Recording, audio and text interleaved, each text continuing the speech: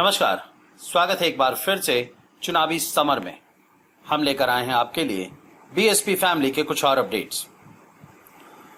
लोकतंत्र में सरकार के साथ साथ विपक्ष को में मजबूत होना काफी जरूरी है, वरना सरकार को जनता का रक्षक से भक्षक बनने में ज्यादा वक्त नहीं लगता।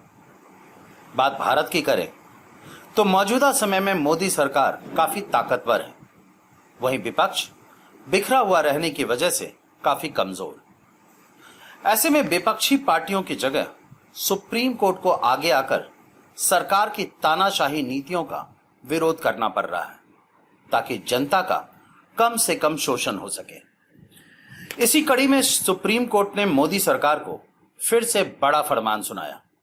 आपको बता दें कि लॉकडाउन के दौरान लोन ईएमआई चुकाने में मिली मोहलत के दौरान ब्याज लगेगा या नहीं, इसे लेकर सुप्रीम कोर्ट में सुनवाई हुई, जहां कोर्ट ने आरबीआई और मोदी सरकार दोनों को फटकार लगाई।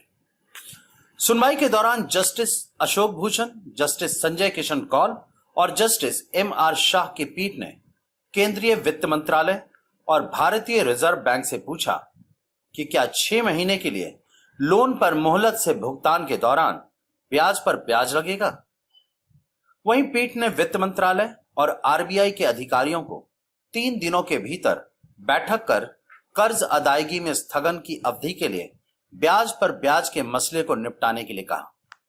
पीठ ने कहा कि अगर मूलधन और ब्याज के भुगतान को स्थगित किया गया है तो बैंक ब्याज पर ब्याज नहीं जोड़ सकते। इस तरह कोर्ट ने साफ साफ कह दिया कि कर्ज अदायगी में छूट का यह मतलब नहीं है कि कर्जदारों से अधिक ब्याज वसूला जाए। इस मामले में अब कोर्ट 17 जून को करेगी।